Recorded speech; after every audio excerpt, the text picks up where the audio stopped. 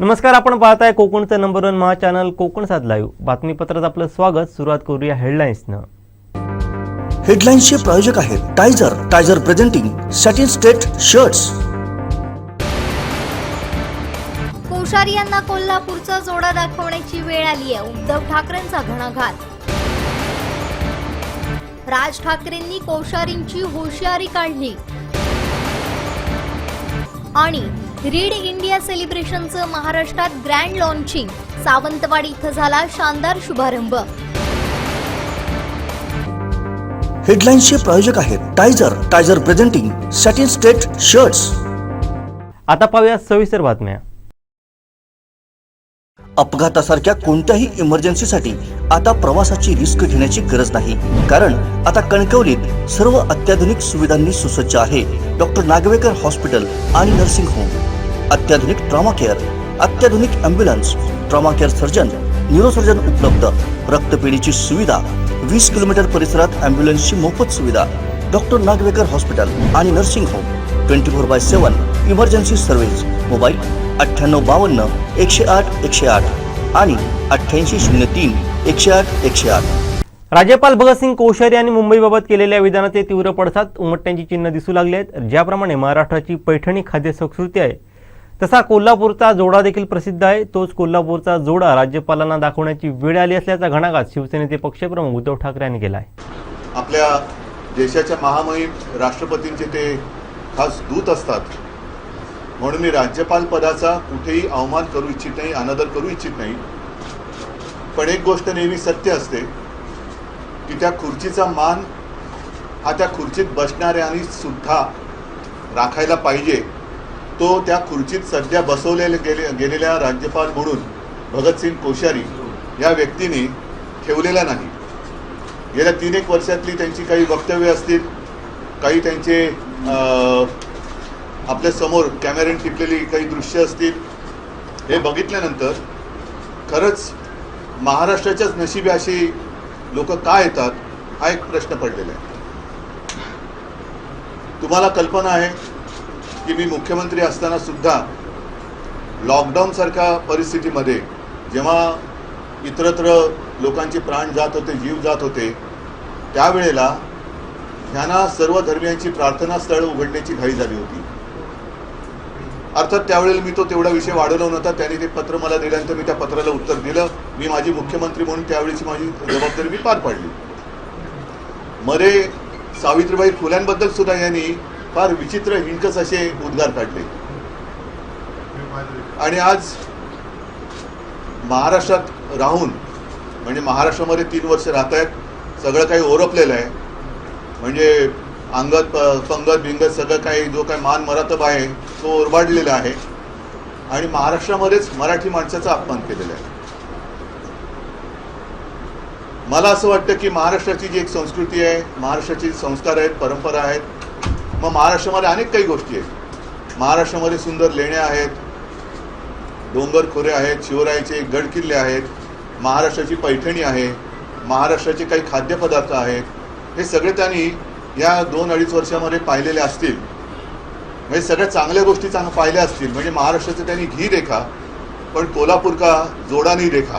कोल्हापूर वाहन जो जोडा आहे तो सुद्धा त्यांना कोणीतरी दाखवण्याची गरज आहे, कारण ते सुद्धा महाराष्ट्राचं एक वैभव आहे।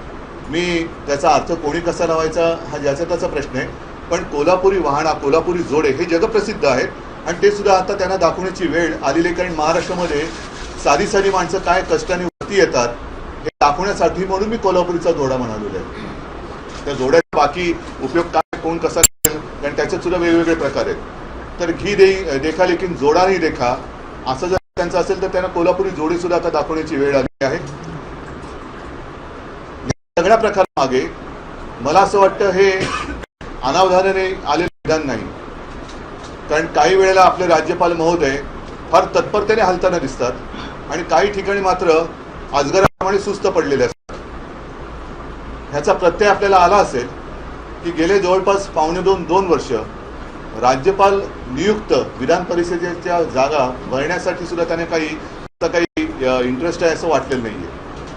मला असं वाटतं की या निमित्ताने जरी तो विषय नसला तरी राज्यपाल महोदयांना त्यांचे सदस्य, त्यांनी नेमलेले सदस्य विधान परिषदेत गरजेचे वाटत नसतील तर तसं त्याने राष्ट्रपतींना कळवायला पाहिजे की याच्या पुढे राज्यपाल नियुक्त सदस्य आपण तिकडे नेमूच नये, अशी एकदाच काही ती तरतूद त्यांनी करून टाकायला पाहिजे. एकदाच ते त्यांनी नेमायला पाहिजे होते, किंवा जर का त्याची तेवढी आवश्यकता नसेल तर त्यांनी कळून ते बंद करायला पाहिजे होतं. मात्र आज त्यांनी जो कहर केलेला आहे, त्यांची भाषणं कोण लिहून देत असेल मला कल्पना नाही. म्हणजे ते मुंबईतून येतात का दिल्लीतून भाषणं त्यांची येतात, हाही एक संशोधनाचा विषय असू शकेल.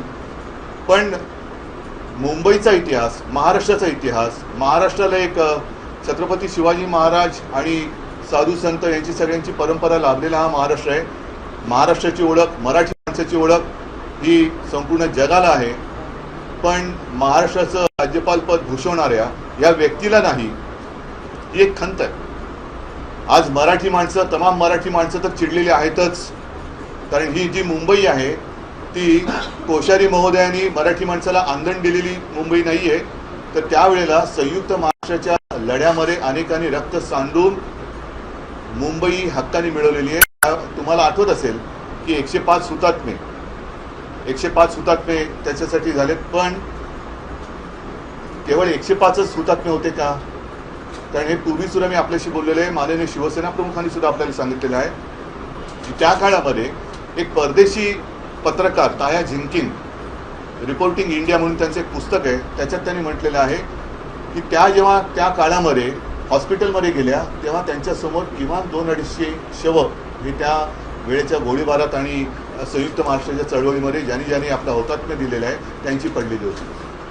म्हणजे केवळ 105च नाही तर 200-250 तर त्या महिलेने पाहिलेली आहे. तर रक्त सांडून मिळवलेली मुंबई आहे. आज मराठी माणसाचा अपमान केलेलाच आहे आणि त्याच्याबद्दल मराठी माणसाच्या मनामध्ये आग तर त्यांनी लावलेलीच आहे. पण आणखीन एका महत्त्वाच्या मुद्द्याकडे मला लक्ष वेधायचं आहे की राष्ट्रपतींचे हे दूत असतात. घटनेची शपथ ही सर्वांनाच घ्यावी लागते. ती घटनेची शपथ घेताना जात पात धर्म याच्या पलीकडे जाऊन सगळ्यांचा सांभाळ करणं आणि सगळ्यांना समानतेने वागणूक देणं हे आपल्या सगळ्यांचं कर्तव्य आहे. मग हे कर्तव्य आणि मोडलं असेल तर त्यांच्यावरती गुन्हा कोणता दाखल करायचा? कारण ज्याप्रमाणे त्यांनी मराठी माणसाचा आणि मराठी अस्मितेचा अपमान केलेलाच आहे.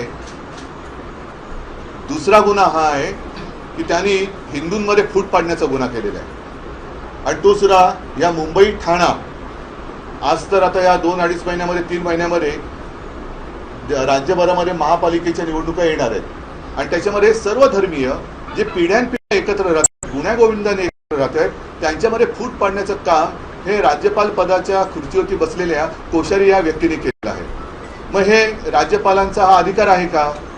ज्या राज्यात तुम्ही जाता, ज्या राज्याची जबाबदारी तुम्हाला दिली जाते त्या राज्यामध्ये सुखाने आणि आनंदाने नांदणाऱ्या नागरिकांमध्ये जातीपाती धर्मांवरून फूट पाडण्याचं आणि त्यांच्यामध्ये आग लावण्याचं काम जर हे कोश्यारी यांनी केलं असेल तर त्यांना नुसतं घरी पाठवायचं का तुरुंगात पाठवायचं हा सुद्धा आता विचार करण्याचा वेळ आलेली आहे. कारण आज सगळे हिंदू सुद्धा चिडलेले आहेत. मी आत्ता आपल्यासमोर येताना आपल्यापैकीच काही चॅनलनी काही अमराठी लोकांची याच्याबद्दल भावना झालेली आहे आणि ते अमराठी लोक सुद्धा चिडलेले आहेत. पण त्यांनी सांगितलं की मी आज 80 वर्षाचा आहे, कोणी सांगितलं की 70 वर्ष इकडे राहतोय, पण असं कधी झालेलं नव्हतं आणि असं होता कामा नये. ही गुण्यागोविंदांनी नांदणारी सगळी जनता आहे. म्हणजेच कोश्यारीने काय केलेलं आहे की हिंदूंमध्ये फूट पाडण्याचं एक नीच काम त्यांनी केलेलं आहे. जे हिंदू म्हणून सगळे एकवटलेले आहेत त्यांच्यामध्ये फूट पाडण्याचं काम त्यांनी केलेलं आहे. आणि त्याचबरोबरीने ज्या महाराष्ट्राचं मीठ तुम्ही गेले 3 वर्ष खात आहात त्या मिठाशी सुद्धा नमकहरामी त्यांनी केलेली आहे. आणि मग आता प्रश्न असा येतो की तथाकथित आपल्याकडचे जे आता नव हिंदूवादी आहेत, ज्यांना हिंदुत्वाचे नवीन मोड फुटलेले आहेत, जसं आतापर्यंत मी कडव्या वालाला मोड येणारं ऐकलेलं होतं, पण हे हिंदू जर का असतील आणि त्यांना जर जे मोड सत्तेचे आलेले आहेत त्या मोडधारी सत्ताधारी हिंदूंना, मी मुद्दामून हा शब्द वापरतोय कारण त्यांच्या मते आम्ही हिंदुत्व सोडलेलं आहे, पण ते हिंदू सुद्धा असतील आणि मराठी सुद्धा जर का असतील त्या सरकारने या राज्यपालांबद्दल एक भूमिका घ्यायला पाहिजे. आणि हे जे काही पार्सल कुठून तरी आपल्याकडे पाठवलं गेलेलं आहे हे पार्सल राज्यपाल पदाचा आदर राखत नसेल आणि महाराष्ट्रामध्ये राहून जातीपाती आणि धर्मामध्ये आगी लावत असेल आणि मराठी माणसांचा एवढा अपमान कोणी अजूनपर्यंत केला नसेल, तसा अपमान करत असेल तर मला वाटतं यांना तत्काळ, मी पुन्हा एकदा सांगतो, जर गुन्हा केला असेल तर घरी पाठवायचं का तुरुंगात पाठवायचं हा निर्णय त्या थरावरती घेतला जावा, ही माझी तमाम महाराष्ट्रामध्ये राहणाऱ्या मराठी आणि हिंदूंच्या वतीने मागणी आहे. नाही, मला त्यांच्या खुलाशाबद्दल मी कधीच समाधान मानू शकत नाही. त्यांनी एकतर महाराष्ट्राची माफी मागितली पाहिजे.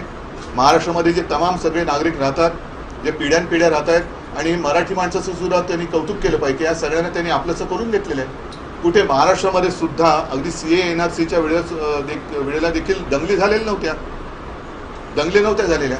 मग जे काम आम्ही केलं ते काम तुम्ही पण करायला पाहिजे. आगी कसले लावता? महाराष्ट्रामध्ये राहून, मी पुन्हा सांगतो, 3 वर्ष महाराष्ट्राचं मीठ खाऊन त्या मिठाची नमक हरामी करणं हे कोश्यारी या व्यक्तीला शोभत नाही आणि त्यांनी राज्यपाल पदाची शान घालवलेली आहे. मी पुन्हा सांगतो, मी राज्यपाल पदाचा अनादर, अपमान करू इच्छित नाही, करू शकत नाही.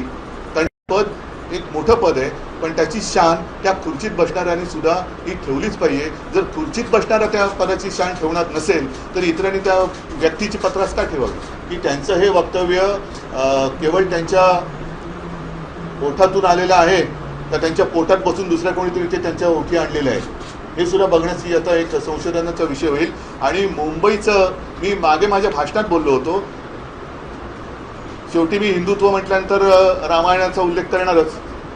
आपण असं, आपल्याला माहिती आहे रामायणामध्ये रावणाची किती मुंडकी उडवली तरी रावण मरत नव्हता. मग तेव्हा त्यांना रामाला त्या बिभीषणाने लक्षात आणून दिलं की याचा जीव बेंबीत आहे. तसं दिल्लीत बसले तरी काही जणांचा जीव हा मुंबईत आहे. आणि तो का? कारण त्याच्या मागे असलेला पैसा, हे राज्यपालांनी उघडपणाने सांगितलेलं आहे. आणि त्याच्याबद्दल मात्र मी त्यांना धन्यवाद देईन की तुम्ही तुमच्या म्हणजे एकूणच त्यांच्या सगळ्या ते जे काय आहे त्यांच्या मनातला हेतू हा तुम्ही अनावधानाने कदाचित असेल, जसं तुम्ही आत्ता म्हणालात की तसा त्यांचा हेतू नव्हता, पण अनावधानाने जे ओठी आलं त्यातून आपला हेतू तुम्ही स्पष्ट केला. आणि मुंबईतला वैभव हे तुम्हाला गिळायचं आहे हे तुम्ही उघडपणाने सांगितलं, त्याच्याबद्दल मी तुम्हाला एका अर्थाने धन्यवाद देतो. तो इसका दूसरा अर्थ और दूसरा मतलब क्या निकल सकता है?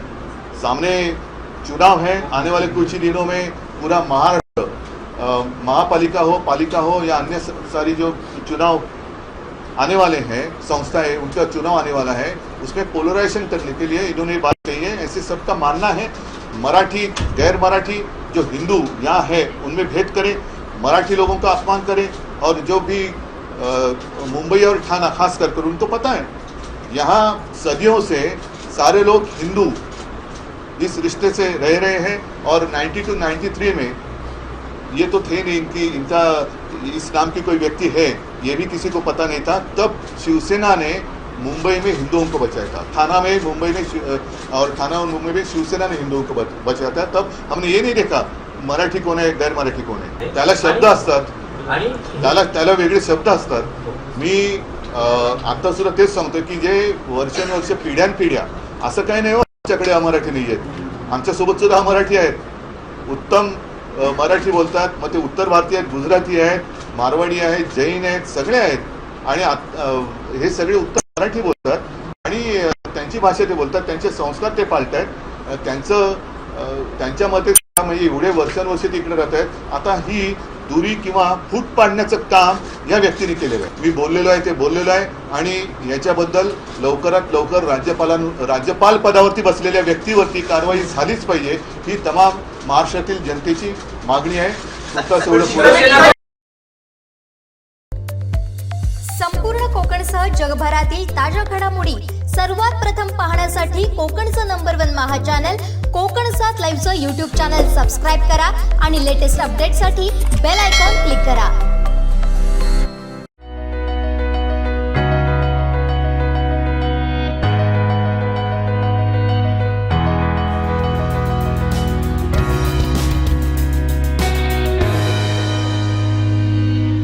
अनंत टी, अनंत प्या, आनंदी रहा.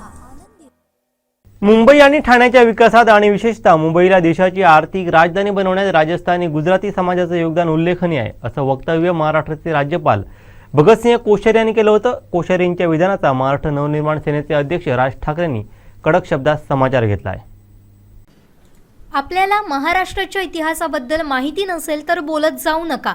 राज्यपाल हे एक प्रतिष्ठेचं आणि सन्मानाचं पद आहे म्हणून आपल्या विरुद्ध बोलायला लोक कचरतात, परंतु आपल्या विधानांनी महाराष्ट्रातील जनतेच्या भावना दुखावल्या जात आहेत. महाराष्ट्रात मराठी माणसानं येथील मन आणि जमीन मशागत करून ठेवल्यामुळेच तर इतर राज्यातील लोक इथं व्यवसाय करायला आले आणि येत आहेत ना. दुसरीकडे त्यांना असं वातावरण मिळेल का असा प्रश्न राज ठाकरेंनी विचारलाय. उगीच निवडणुकीच्या तोंडावर कुणी काही सांगितलं म्हणून बोलून वातावरण गढूळ करू नका. तुम्ही हे का बोलताय हे न कळणे इतके आम्ही दूधखुळे नाही. मराठी माणसाला डिवचू नका इतकंच आत्ता आपल्याला सांगतो अशा शब्दात राज यांनी कोश्यारी यांना थेट आणि स्पष्ट इशारा दिलाय. संपूर्ण कोकणसह जगभरातील ताज्या घडामोडी सर्वात प्रथम पाहण्यासाठी कोकणचं नंबर 1 महा चॅनल कोकण 7 लाईव्हचं यूट्यूब चॅनल सबस्क्राईब करा आणि लेटेस्ट अपडेटसाठी बेल आयकॉन क्लिक करा.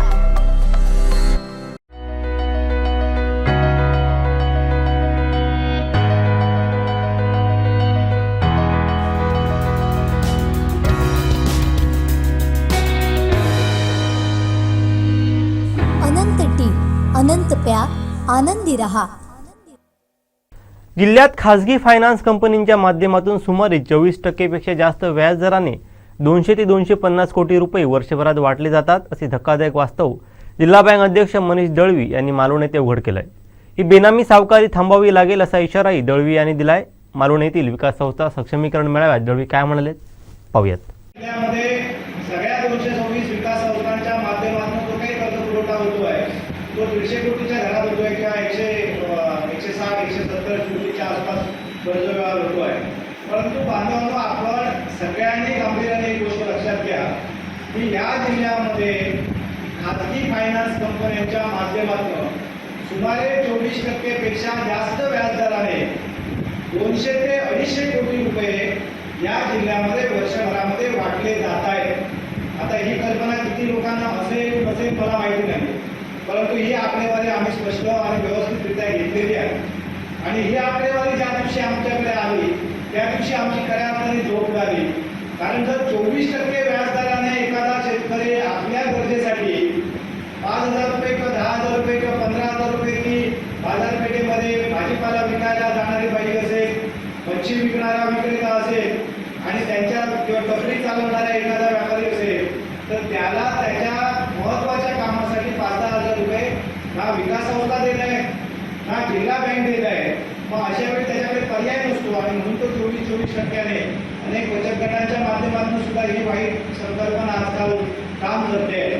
आणि त्यामुळे भविष्यामध्ये व्याज भरून हे शेतकरी थकतील आणि हे शेतकरी एका अडचणीत येऊन सापडतील ज्यावेळी तुम्ही आम्ही सुद्धा त्याला वाचू शकणार नाही.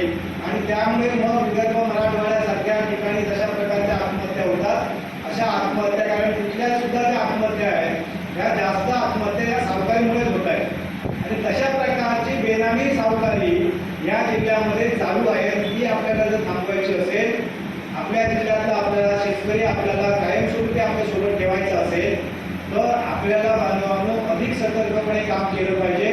सामान्यातल्या सामान्य शेतकऱ्यासाठी काम केलं पाहिजे. आणि ते जर काम करायचं असेल तर जिल्हा बँक निश्चितपणे तुमच्या बरोबर आहे. संपूर्ण कोकणसह जगभरातील ताज्या घडामोडी सर्वात प्रथम पाहण्यासाठी कोकणचं नंबर 1 महा चॅनल कोकण 7 लाईव्हचं यूट्यूब चॅनल सबस्क्राईब करा आणि लेटेस्ट अपडेटसाठी बेल आयकॉन क्लिक करा.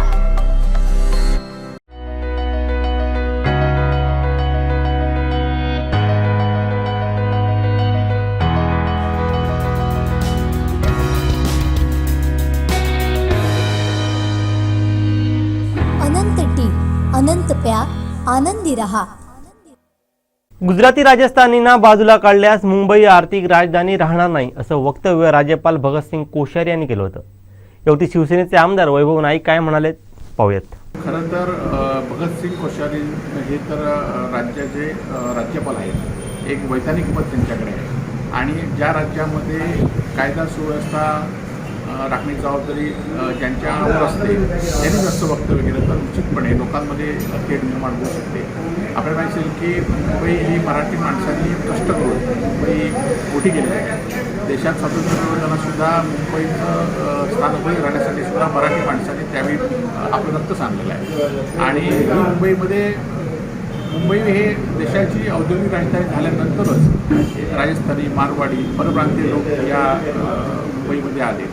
आणि आज मात्र कोश्यारींचं महाराष्ट्राच्याबद्दल द्वेष आणि मुंबईबद्दल द्वेष जो त्यांच्या अनेक दिवस पोटात आहे ते आज ओठात या ठिकाणी आलेला आहे. आणि अशा खरं तर अशा किती कोश्यारींनी किती वक्तव्य केले किंवा भारतीय जनता पार्टीने कोश्यारींसारखे अनेक लोक मुंबई तोडण्यासाठी पाठवले तरी मुंबई मराठी माणसाची आहे. आणि आमचं किती रक्त सांगलं तरी मुंबई आणि महाराष्ट्रासाठी आम्ही ते करण्यास तयार आहोत. आणि मुंबई ही महाराष्ट्रातून कोणी अलग करणार नाही, तोडणार नाही आणि ती तोडू आम्ही देणार नाही एवढंच या निमित्ताने सांगतो. संपूर्ण कोकणसह जगभरातील ताज्या घडामोडी सर्वात प्रथम पाहण्यासाठी कोकणचं नंबर 1 महा चॅनल कोकण 7 लाईव्हचं यूट्यूब चॅनल सबस्क्राईब करा आणि लेटेस्ट अपडेटसाठी बेल आयकॉन क्लिक करा.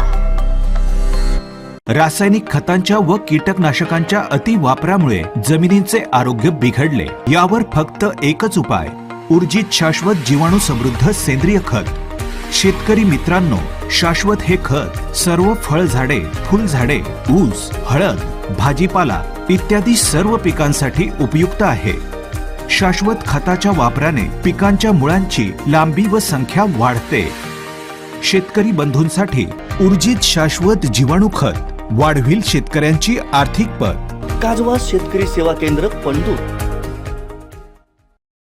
दीपक केसरकर यांच्या सावंतवाडीत शिवसेना आमदार वैभव नाईक यांनी त्यांच्यावरती टीका केली. केसरकर यांचा उल्लेख राष्ट्रीय प्रवक्ते असा करत त्यांनी केसरकरांना डिवचण्याचा प्रयत्न केला आहे. त्यांचा आता मेळावा ते खरं तर राष्ट्रीय प्रवक्ते आहेत त्यामुळे त्यांच्याबद्दल न बोललेलं बरं.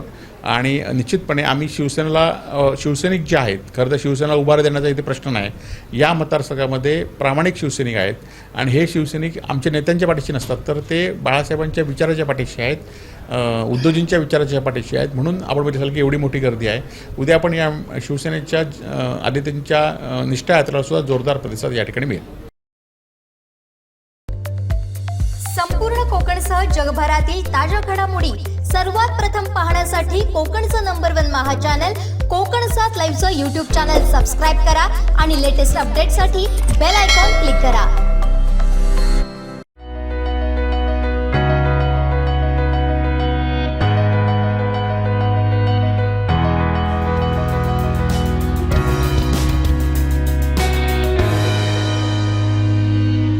अनंत टी, अनंत प्या, आनंदी रहा. मंत्रिपद मिळवण्यासाठी महाराष्ट्रद्रोही राज्यपालांची आमदार नितेश राणे पाठराखण करत आहेत. हे आमचं दुर्दैव म्हणावं लागेल. मंत्रिपद मिळवण्यासाठी अजून किती लाचारी करणार, अशी खरमरीत टीका शिवसेना नेते अतुल राव राणे यांनी आमदार नितेश राणेंवरती केली आहे. पाहूयात काय म्हणाले अतुल राव राणे. धक्का देणारं वक्तव्य केलं की गुजराती आणि राजस्थानी जर वगळले तर महाराष्ट्रात पैसा राहणार नाही. तर पहिले मला वाटतं कोश्यारींना महाराष्ट्राचा इतिहास माहीत नाही, तर त्यांनी तो पहिला महाराष्ट्राचा इतिहास समजून घ्यावा. कारण महाराष्ट्रामध्ये महाराष्ट्राचा मराठी माणूस हा कधीही महाराष्ट्राच्या बाहेर गेलेला नाही. महाराष्ट्राच्या मराठी माणसाने इतर प्रांतातली जी काही सर्व आले, मग ते गुजराती असतील, तमिळ असतील, मद्रासी असतील, राजस्थानी असतील, उत्तर प्रदेशचे असतील, उत्तर प्रदेशवाले असतील, या सर्वांना सामावून घेतलं. त्या सर्वांना इथे रोजगार मिळाला आणि इथे येऊन त्यांनी त्यांची प्रगती केलेली आहे. त्याच्यामुळे महाराष्ट्राबद्दल बोलतेवेळी त्यांनी सांभाळून बोललं पाहिजे. कारण प्रत्येक वेळेला आम्ही पाहिलं की भगतसिंग कोश्यारी राज्यपाल ज्या ज्या वेळेला बोलतात ते महाराष्ट्राबद्दल विखारी बोलतात. आणि मला वाटतं भारतीय जनता पक्षातल्या महाराष्ट्राच्या नेतृत्वाने हे समजलं पाहिजे. कारण जर स्वर्गीय आदरणीय प्रमोदजी महाजन, स्वर्गीय नेते गोपीनाथरावजी मुंडे साहेब हे जर असते तर त्यांनी हे कदापि शक्य सहन केलं नसतं. मग ती सत्ता गेली तरी बेहतर, अशा प्रकारचे नेते होते. त्या भारतीय जनता पक्षाच्या नेतृत्वानेही समजलं पाहिजे की हा महाराष्ट्राच्या अस्मितेचा प्रश्न आहे, ह्याच्यात राजकारण आणू नका आणि यांना वेळीच आवर घाला. कारण ही कुठेतरी समाजामध्ये प्रांतावर जे गुजराती मारवाडी आहेत आणि मराठी लोक आहेत यांच्यात हा दुही निर्माण करण्याचा हा प्रकार आहे आणि हा एका प्रतिष्ठित अशा म्हणजे राज्यपाल सारख्या प्रतिष्ठेच्या जागेवर असलेल्या माणसाकडनं होणं ही अतिशय दुर्भाग्यपूर्ण गोष्ट आहे. तरी त्यांना भारतीय जनता पक्षाने स्वतः केंद्राला कळवून यांना परत बोलवून घ्यावं, जेणेकरून महाराष्ट्राच्या अस्मितेला बाधा येणार नाही. आजपर्यंत जे काही दंगे जे काय होत होते ते इतर समाजाकडनं इतर पण होते, पण आता जर अशा व्यक्तींच्या जर चिथावणीखोर वाक्यामुळे जर व्हायला लागलं तर हे अतिशय दुर्दैवी प्रकार म्हणावा लागेल. महाराष्ट्राच्या छत्रपतींच्या बद्दल वाईट उद्गार काढणं, महात्मा फुलेंबद्दल चुकीचे वक्तव्य काढणं, आज मराठी माणसाबद्दल बोलणं, ह्या कार्यक्रमाला आमदार नितेश राणे, या सिंधुदुर्ग जिल्ह्यातला आमदार नितेश राणे, याच सिंधुदुर्ग जिल्ह्यातले सुपुत्र शिरगावचे अमित साटम हे तिथे उपस्थित होते. संपूर्ण महाराष्ट्रातल्या सर्व पक्षीय नेतृत्वाने याचा निषेध केला. अगदी उपमुख्यमंत्री आणि भारतीय जनता पक्षाचे नेते देवेंद्रजींनी याचा निषेध केला की हे वक्तव्य चुकीचं आहे, हे गैर आहे. परंतु मंत्रिपदाची स्वप्न पडत असलेले या भागाचे आमदार नितेश राणे हे एवढे लाचार झालेले आहेत की त्यांना त्यात गैरच काय वाटलं नाही. मग तुम्ही मराठी कशाला म्हणून घेता? मराठा समाजाचा नेता मराठी आहे, हे सगळं काय? स्वार्थासाठी आपण किती झुकलं पाहिजे, स्वार्थासाठी किती लाचारी पत्करली पाहिजे? नितेश राणेंकडनं, नारायण राणेंच्या कुटुंबाकडनं ही अपेक्षा आम्हाला कधी नव्हती. सिंधुदुर्गातल्या जनतेतील सर्वजण हा नक्कीच याचा निषेध करतील, कारण नितेश राणेंनी राज्यपाल कोश्यारींची पाठराखण केलेली आहे. म्हणजे मराठी अस्मितेला धोका झाला तरी चालेल, पण मला मंत्रिपद मिळालं पाहिजे म्हणून मी राज्यपालांची लाचारी करणार, केंद्रामध्ये कुठेतरी दिसलं पाहिजे की मी तुमच्या माणसाला प्रोटेक्शन करतो. तर हे सगळं नितेश राणेंनी हे विचार केला पाहिजे की आपण किती खाली पडतोय आणि किती खाली पडलं पाहिजे. आज आम्हाला वाईट वाटतंय की आमच्या मतदारसंघातून आम्ही जो प्रतिनिधी निवडून दिला तो स्वतःच्या स्वार्थासाठी महाराष्ट्रालाही विकायला निघालेला आहे. तुमच्या 150 कंपन्यांमध्ये गुजराती मारवाडी तुमचे पार्टनर असतील, जे तुम्ही ईडीच्या भीतीने भाजपमध्ये गेलात आणि ते पाठीशी घातलात, त्याच्यासाठी जर तुम्ही त्या सर्वांची भलामण करत असाल तर पहिले हे लक्षात ठेवा की या महाराष्ट्रामध्ये राहत असलेला प्रत्येक गुजराती, प्रत्येक मारवाडी हा मी महाराष्ट्रीय म्हणतो, मी या महाराष्ट्रातला आहे म्हणतो, मी गुजरातचा आहे म्हणत नाही. पण तुमच्यासारख्या माणसांमुळेच त्या काही समाजकंटके हे या महाराष्ट्राच्या अस्मितेला धोका पत्करत देत आहेत. याला उद्याचं भविष्यात काय झालं तर ह्याला कारणीभूत ही नितेश राणे सारखी मंडळी असतील. संपूर्ण कोकणसह जगभरातील ताज्या घडामोडी सर्वात प्रथम पाहण्यासाठी कोकणचं नंबर 1 महा चॅनल कोकण 7 लाईव्हचं यूट्यूब चॅनल सबस्क्राईब करा आणि लेटेस्ट अपडेटसाठी बेल आयकॉन क्लिक करा. अपघातासारख्या कोणत्याही इमर्जन्सीसाठी आता प्रवासाची रिस्क घेण्याची गरज नाही, कारण आता कणकवलीत सर्व अत्याधुनिक सुविधांनी सुसज्ज आहे डॉक्टर नागवेकर हॉस्पिटल आणि नर्सिंग होम. अत्याधुनिक ट्रॉमा केअर, अत्याधुनिक ambulance, trauma care surgeon, neurosurgeon उपलब्ध, रक्तपेढीची सुविधा, 20 किलोमीटर परिसरात ॲम्ब्युलन्सची मोफत सुविधा. डॉक्टर नागवेकर हॉस्पिटल आणि nursing home 24/7 emergency service. Mobile 9852 108 108 आणि 8803 108 108. युवासेना प्रमुख आदित्य ठाकरे सोमवारी 1 ऑगस्टला सिंधुदुर्ग जिल्ह्यात दाखल होत आहेत. यानिमित्त शिवसेना जिल्हा प्रमुख तथा आमदार वैभव नाईक यांनी सावंतवाडीत येत मोर्चे बांधणीचा आढावा घेतलाय. त्यांच्या एंट्रीनं कार्यकर्त्यांत नवचैतन्य पसरलेलं पाहायला मिळालंय. आदित्य ठाकरे सोमवारी 1 ऑगस्टला सिंधुदुर्गात येत असून जिल्ह्यात त्यांचं शिवसैनिकांच्या वतीनं जंगी स्वागत करण्यात येणार आहे. दुपारी 12 वाजता माजी राज्यमंत्री शिंदे गटाचे प्रवक्ते आमदार दीपक केसरकर यांच्या मतदारसंघात त्यांचा ताफा दाखल होणार आहे. केसरकरांच्या सावंतवाडीत गांधी चौक इथं आदित्य ठाकरे यांची जाहीर सभा होणार आहे. या सभेला आदित्य ठाकरे संबोधित करणार असून जोरदार शक्ती प्रदर्शन करणार आहेत. सावंतवाडी दोडामार्ग वेंगुर्ला या भागातून शेकडो शिवसैनिक सावंतवाडीत दाखल होण्याची शक्यता असून यासाठी सेना नेत्यांनी कंबर कसली आहे. स्वतः आमदार वैभव नाईक यांनी शनिवारी सावंतवाडीत तळ ठोकत शाखेचा ताबा घेतला. त्यांच्या मार्गदर्शनाखाली तालुका प्रमुख रुपेश राऊळ, विभाग प्रमुखांसह शिवसैनिकांनी देखील चांगलीच कंबर कसली आहे। शनिवारी शिवसैनिकांनी शक्ती प्रदर्शन करत ताकद दाखवून दिली आहे। यावेळी आमदार वैभव नाईक, जिल्हा प्रमुख संजय पडते, शिवसेना नेते अतुल रावराणे, तालुका प्रमुख रुपेश राऊळ, महिला जिल्हा प्रमुख जान्हवी सावंत आदी उपस्थित होते। त्यामुळे आदित्य ठाकरे यांच्या सावंतवाडीतील स्वागताकडे सर्वांचं लक्ष लागलं असून शिंदे गटाचे प्रवक्ते आमदार दीपक केसरकर यांच्या होम ग्राउंडवर युवा नेते आदित्य ठाकरे काय बोलणार हे पाहावं लागेल। खरं तर आदित्य ठाकरे यांचा संपूर्ण महाराष्ट्रभर जनसंवाद, शिवसंवाद यात्रा आणि निष्ठा यात्रा याप्रमाणे सुरू आहे। आज कोकणातील माझ्या मतदारसंघातनं सुरुवात, कोकणातील कुडामधनं या ठिकाणी सुरुवात होते आहे आणि त्याचबरोबर या मतदारसंघामध्ये सुद्धा आज शिवसेनेला पुन्हा एकदा उभारी देण्यासाठी या मतदारसंघामध्ये सुद्धा जे कार्यकर्ते मोठ्या प्रमाणात या सावंतवाडी तालुक्यात राहिले आहेत, सावंतवाडी मतदारसंघात राहिले, आपण माहीत असाल की कार्यकर्त्याचा उत्साह केवढा मोठ्या प्रमाणात आहे आणि याआधीसुद्धा या मतदारसंघामध्ये 4 वेळा शिवसेनेच्या धनुष्यबाणावर या विभागाचा आमदार झाला होता आणि त्यामुळे येणाऱ्या काळामध्ये सुद्धा शिवसेनाच या विधानसभा मतदारसंघ भगवा फडकेल आणि या कार्यकर्त्यांना उभारी देण्यासाठी, या कार्यकर्त्यांवर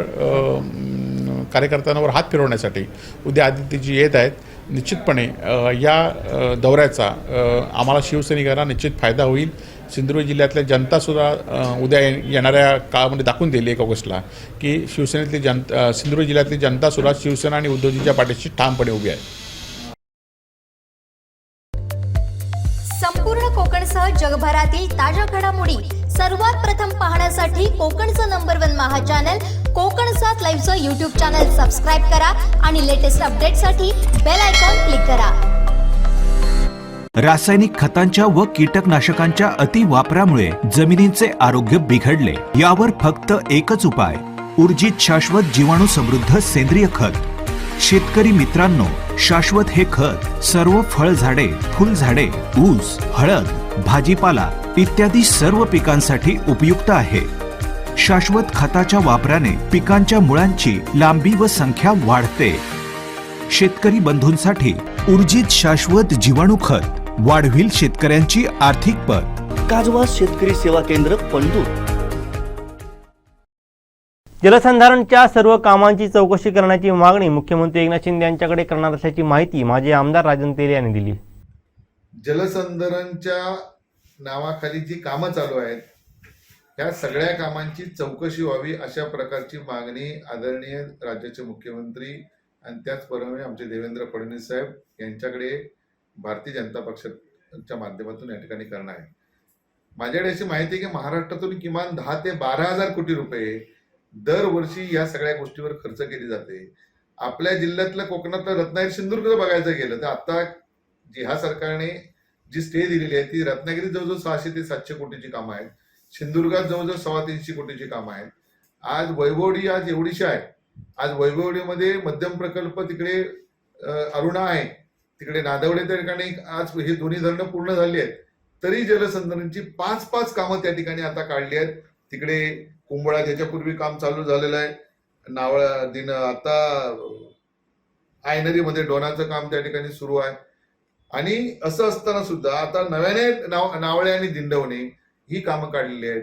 आमच्याकडे कुडामधली जी खरोखरच गरजेचं होतं, 98 पासून माझी मागणी होती ती घोडगे त्या ठिकाणी, अशी 5 सावडाव 2012ला काम झालं, आज परत नव्याने सावडाला काम त्या ठिकाणी काढलेलं आहे। माझी या माध्यमातून शासनाला विनंती असणार आहे की अनेक अशी कामं चालू आहेत तिथं भूसंपादन सुरू नाही। उदाहरणार्थ कुंभोड्याचं काम सुरू आहे, भूसंपादन नाही। आज कर्जचं काम सुरू आहे, भूसंपादन नाही।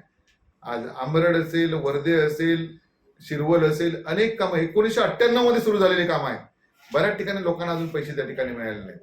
अशी संपूर्ण कामांची चौकशी या ठिकाणी व्हायला पाहिजे।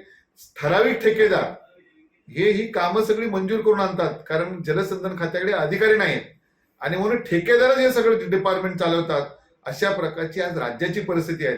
अधिकारीवरती कोण बसावेत, एक्झिक्युटिव्ह कोण यावेत, एसी कोण असावेत, सीई कोण असावेत, या सगळ्या हे या ठिकाणी ठराविक हे काही नॉन महाराष्ट्रीयन ठेकेदार या ठिकाणी ठरवतात।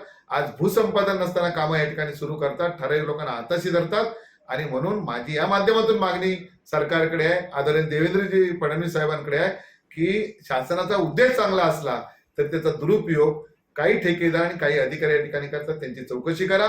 आतापर्यंत जलसंधारणच्या माध्यमातून झालेली जी धरणं असतील त्याच्यात किती पाणी साठलेलं आहे, किती त्याचा उपयोग लोकांसाठी होतोय, नव्याने त्या ठिकाणी झालेली धरणं आहेत त्याचा काय उपयोग होणार याचा सगळ्याचा आढावा घ्या.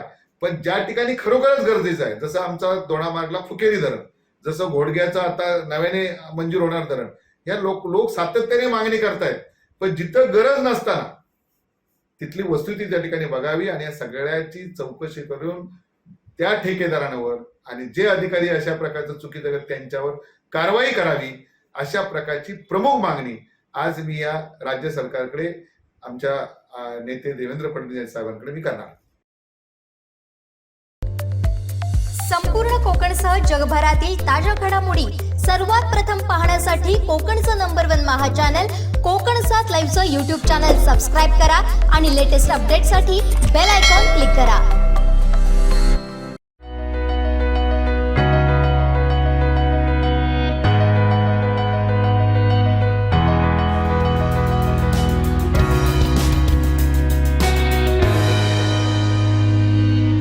अनंत टी अनंत प्यार आनंदी रहा. महाड MIDCच्या खड्ड्यांमुळे एका तरुणाचा जीव गेल्याची घटना घडली. यामुळे संतप्त प्रतिक्रिया उमटू लागल्यात. यातच आता किसान क्रांती संघटनाही आक्रमक झाली आहे. अपघातास कारणीभूत MIDCच्या अधिकाऱ्यांवरती कडक कारवाई करावी अशी मागणी किसान क्रांती संघटनेच्या कार्यकर्त्यांनी केली. पाहूयात. महाड MIDCमध्ये सातत्याने खड्ड्यामुळं त्या खड्ड्यांमुळं एका तरुणाचा नाग बळी गेलेला आहे आणि त्या बळी जाण्याच्या मागे कारण आहे की महाड MIDCचे कार्यकारी अभियंता यांच्यावरती सदोष मनुष्यवधाचा गुन्हा दाखल होऊन त्यांच्यावर कारवाई व्हावी. अन्यथा 15 ऑगस्टला या कार्यालयासमोर किसान क्रांती संघटनेचे पदाधिकारी धरणे आंदोलनाला बसणार आहेत याची त्यांनी नोंद घ्यायची आहे. दुसरं की महाराष्ट्र औद्योगिक विकास महामंडळामध्ये रिटायर झालेले कर्मचारी 70 ते 80 हजार पगार देऊन ठाणा, पनवेल, मुंबई हेड ऑफिस या ठिकाणी त्यांना परत घेतलीहून पण त्या असणाऱ्या कार्यालयामध्ये अधिकाऱ्यांना उन्नती देऊन त्यांना त्या पदावर बसवलेलं नाही. हा असा भोंगळ कारभार या महाराष्ट्र औद्योगिक विकास महामंडळात चालू आहे आणि हा जर तात्काळ थांबला नाही तर किसान क्रांती संघटना त्यांच्या मुख्य कार्यालयावरती धडक मोर्चा नेऊन जाब विचारल्याशिवाय सोडणार नाही. संपूर्ण कोकणसह जगभरातील ताज्या घडामोडी सर्वात प्रथम पाहण्यासाठी कोकणचं नंबर 1 महा चॅनल कोकण 7 लाईव्हचं यूट्यूब चॅनल सबस्क्राईब करा आणि लेटेस्ट अपडेटसाठी बेल आयकॉन क्लिक करा. अपघातासारख्या कोणत्याही इमर्जन्सीसाठी आता प्रवासाची रिस्क घेण्याची गरज नाही. कारण आता कणकवलीत सर्व अत्याधुनिक सुविधांनी सुसज्ज आहे डॉक्टर नागवेकर हॉस्पिटल आणि नर्सिंग होम. अत्याधुनिक ट्रॉमा केअर, अत्याधुनिक ambulance, trauma care surgeon, neurosurgeon उपलब्ध, रक्तपेढीची सुविधा, 20 किलोमीटर परिसरात ॲम्ब्युलन्सची मोफत सुविधा. डॉक्टर नागवेकर हॉस्पिटल आणि nursing home 24/7 emergency service. Mobile 9852 108 108 आणि 8803 108 108. रेडी समुद्र किनाऱ्यावरती दुर्मिळ असा काटेरी केंड नावाचा मासा मृतावस्थेत आढळून आलाय. 1 ते 1.5 फूट लांब असलेला हा दुर्मिळ मासा असून त्याच्या संपूर्ण शरीरावर तीक्ष्ण काटे आहेत. हा मासा झुंडीनं राहतो. मच्छीमारांच्या जाळीत अडकल्यावर तो संपूर्ण जाळी फाडून नुकसान करत असल्याचं मच्छीमार सांगतात. या माशाचं शरीर सुरुवातीला लहान असतं, मात्र त्याला कुणाचाही स्पर्श झाल्यास किंवा त्याला कोणत्याही संकटाची चाहूल लागल्यास तो आपलं शरीर फुगवतो आणि अंगावरील काटे उभे करतो. आम्ही आज रेडीला कामानिमित्त बाहेर आलो होतो. आज जर समुद्रकिनाऱ्यात निवांत फिरण्यासाठी येता जाताना आम्हाला हा मासा दिसला तिथे. हा दुर्मिळ, हा मच्छीमारांना विचारला, हा दुर्मिळ मासा आहे आणि हा बाहेरच्या देशात चांगला आढळून येतोय आणि हा मासा जरा काटेरेप्रमाणे असल्यामुळे हा विषारी मासा आहे. आपण तो वेगळ्या प्रकारे दिसतोय. जर त्याला पहिला मासा तो छोटा असतो, जर त्याला कोणीतरी टच वगैरे केला तर हा मासा मोठा फुगतो. त्या प्रकारे हा मासा आहे आणि हा विषारी मासा आहे आणि हाच आपल्याला आढळून आलाय. हा मासा खोल समुद्रात वास्तव्य करतो आणि मासे खाण्यासाठी तो किनाऱ्यावर सुद्धा झुंडीनं येतो. समुद्रात होणाऱ्या वातावरण बदलाचा फटका या माशाला बसला असण्याची शक्यता असून तो वेंगुर्लेतील रेडी समुद्र किनाऱ्यावर काही पर्यटकांना मृतावस्थेत आढळून आलाय. गुरुप्रसाद दळवी, कोकण 7 लाईव्ह, वेंगुर्ला. संपूर्ण कोकणसह जगभरातील ताज्या घडामोडी सर्वात प्रथम पाहण्यासाठी कोकणचं नंबर 1 महा चॅनल कोकण 7 लाईव्हचं यूट्यूब चॅनल सबस्क्राईब करा आणि लेटेस्ट अपडेटसाठी बेल आयकॉन क्लिक करा. शेवटी ठळक घडामोडी पुन्हा एकदा. हेडलाईन्सचे प्रायोजक आहेत टायझर presenting satin straight shirts. Koshyari यांना कोल्हापूरचा जोडा दाखवण्याची वेळ आली आहे. उद्धव ठाकरेंचा घणाघात. राज ठाकरेंनी कोश्यारींची होशियारी काढली. आणि रीड इंडिया सेलिब्रेशनचं महाराष्ट्रात ग्रँड लॉन्चिंग. सावंतवाडी इथं झाला शानदार शुभारंभ.